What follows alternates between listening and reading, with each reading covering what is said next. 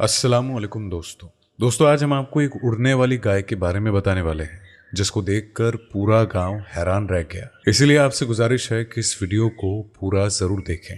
पुराने जमाने की बात है, किसी गांव में एक जुल्हा रहता था जो बुनकर था। बुनकर कपड़ा बुनने वाले को कहते हैं। उसका नाम अब्दुर रहमान था। उसके पास एक गड्डी थी जिस पर वो दिन रात कपड़ा बुनता रहता था। उसकी बीवी उस काम से उसकी मदद करती थी। दिन भर की मजदूरी के बाद बुनकर को इतने थोड़े से पैसे मिलते कि वो अपना और अपने बच्चों का पेट भी नहीं भर सकता था और न ही अच्छे कपड़े खरीद सकता था। अब्दुर रहमान के पड़ोस में एक किसान रहता था और उसके घर खाने की कोई भी कमी नहीं थी। साल में वो इतने चावल पैदा कर लेता कि 12 महीने के बाद भी उसके पास बहुत से चावल बच जाते थे। उन चावलों को बेचकर वो अपने बच्चों को कपड़ा ला देता और हफ्ते में 2-3 बार खाने के लिए मछलियां भी खरीद देता था। अब्दुर रहमान की बीवी ये देखती तो दिल में कुड़ती रहती और आखिर एक दिन उसने अब्दुर रहमान से कहा कि हम दिन भर पसीना बहाते हैं और कपड़ा बुनते हैं, लेकिन ना हमें पेट भरकर चावल मिलते हैं और न ही तन ढकने को कपड़ा नसीब होता है। अब्दुर रहमान ने सुनकर ठंडी सांस ली और कहा, कहती तो तुम ठीक हो, लेकिन क्या किया जाए। बीवी ने कहा कि ये कपड़ा बुनने का धंधा छोड़ दो, पड़ोसी की तरह खेती बाड़ी शुरू कर दो। आखिर हम भी तो कुछ कम मेहनती थोड़ी ना है, डटकर काम करेंगे। इतना कहकर उसने अपने कानों से चांदी की बालियां उतारकर अब्दुर रहमान के हाथों पर रख दी और बोली कि जाओ इन्हें बेचकर चावल के बीज ले आओ। अब्दुर रहमान ने बीवी की बालियां उसे वापस कर दी और हंसकर बोला, यह तुम्हारी शादी की बालियां हैं, इनको पहन लो। हम ऐसा करते हैं कि गड्डी को बेच डालते हैं। जब कपड़ा बिकता ही नहीं है तो मैं गड्डी रखकर भी क्या करूंगा। अब्दुर रहमान अपनी गड्डी बेचने बाजार गया। वहां उसे एक दूसरा बुनकर मिल गया। यह बुनकर अच्छा आदमी नहीं था, धोखा देना उसकी आदत थी। गड्डी जो कि बड़ी अच्छी थी, लेकिन मक्कार बुनकर उसे देखकर बोला कि यह तो अब किसी काम की नहीं रही, नकद पैसे देकर तो इसे कोई भी नहीं खरीदेगा। अब्दुर रहमान ने कहा, अच्छा तो इस गड्डी के बदले मुझे चावल के बीज ही दे दो।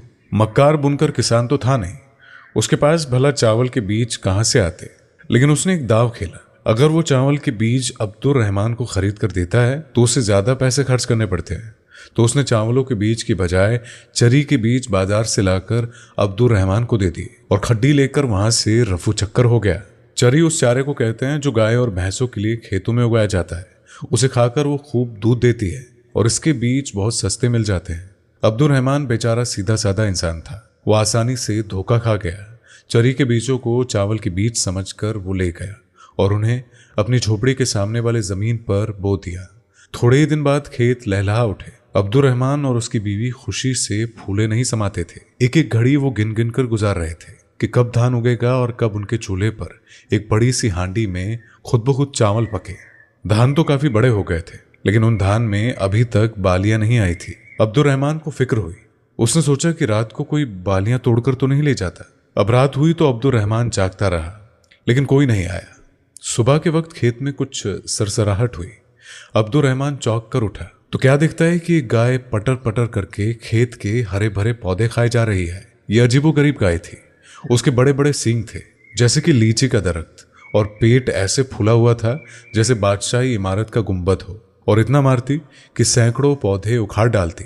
अब्दुर रहमान ये देखकर लाल पीला हो गया। उसने ढाई से अपना डंडा गाय की कमर पर रसीद कर दिया, लेकिन गाय पर इसका क्या असर होता। डंडे के टुकड़े टुकड़े हो गए। गाय ने घूमकर पीछे देखा और गाय वहां से भाग निकली। अब्दुर रहमान की समझ में और कुछ भी तो नहीं आया। उसने गाय की दुम पकड़ ली और बोला कि अरे अरे क्या हुआ। उस गाय ने तो हवा में उड़ना शुरू कर दिया। मोटी ताजी गाय हेलीकॉप्टर की तरह आसमान में उड़ी चली जा रही थी। न मालूम कितनी दूर निकल गई और अब्दुर रहमान का डर के मारे बुरा हाल था। शुक्र है कि गाय ने दुम को झटका दिया, वरना मियां अब्दुर रहमान जमीन पर आ गिरता और हड्डी पसली एक हो जाती। वो गाय उड़ती रही और उड़ती रही। आखिर वो एक छोटी सी कुटिया के पीछे जाकर उतरी, जिसके आगे बहुत बड़ा मैदान था। कुटिया में एक फकीर रहता था। ये गाय उसी फकीर की थी। फकीर सैकड़ों साल से इस जंगल में बैठा था, अल्लाह अल्लाह कर रहा था, और गाय को देखकर वो उसका दूध धोने के लिए आगे बढ़ा। तो अब्दुल रहमान को गाय के दुम में लटका हुआ देखकर पहले तो बुजुर्ग की हंसी निकल पड़ी। वो अपनी हंसी नहीं रोक पा रहे थे, और हंसी रोकने के बाद उसने कहा कि कौन है और तू क्या चाहता है, और गाय की दुम को छोड़कर मुझे पूरी बात बता। तो उसके बाद अब्दुल रहमान ने सारी बात सच सच बता दी। फकीर को इस पर बड़ा तरस आया। उसने एक छोटी सी हांडी अब्दुल रहमान को दी और उस हांडी में करीब 2-3 किलो के चावल थे। अब्दुल रहमान बुड़बुड़ाया, हाँ, मेरे आधे खेत का बदला ये मुट्ठी भर चावल। फकीर मुस्कुराए और बोले, लालच मत करो, नियत नेक रखो, खुदा बरकत देगा और जिंदगी भर इस हांडी में से चावल निकलते रहेंगे। उसने अपनी बीवी को आकर बताया कि ये राज किसी को ना बताए, वरना हांडी में से चावल निकलना बंद हो जाएंगे। और उसने बुजुर्ग से भी यही वादा कर लिया कि वो गाय को खेत में चरने से नहीं रोकेगा। दूसरी रात जब गाय चारा खाने के लिए खेत की तरफ दौड़ी तो अब्दुल रहमान उसकी दुम पकड़कर उसके साथ लटक गया और गाय हवा में उड़ती हुई बादलों से गुजरती चांद तारों से अटकेलियां करती अब्दुल रहमान के खेत में जा उतरी। घर पहुंचकर अब्दुल रहमान ने सारा वाकया अपनी बीवी को सुनाया और कहा कि किसी दूसरे को ये राज बिल्कुल ना बताना। तो इस तरह दोनों मियां बीवी की मजे से जिंदगी बसर होने लगी। तड़के तड़के उठकर अब्दुल रहमान की बीवी अपने साड़ी के पल्लू में भरकर चावल निकालती और कुछ चावल बेचकर अब्दुल रहमान बाजार से मछलियां ले आता और वो लोग मजे से भात और मछलियां खाते। उनके पड़ोस में एक किसान रहता था और उसकी बीवी को बड़ी हैरत हुई कि आखिर अब्दुल रहमान की झोपड़ी में इतनी दौलत आई कहां से। उसका दिन ईद और शबे बारात है। वो अब्दुल रहमान की बीवी से बोली कि बहन, फसल तो अभी कटी ही नहीं और चावल तुम्हारे यहाँ कहां से बरस पड़े। अब्दुल रहमान की बीवी सीधी सादी थी, मगर किसान की बीवी आफत की पुड़िया थी। उसने बातों ही बातों में उससे हांडी का राज उगलवा लिया। राज खुलने की देर ही थी कि हांडी का असर जाता रहा। अब्दुल रहमान ने अपना सर पीट लिया, लेकिन होनी तो हो चुकी थी।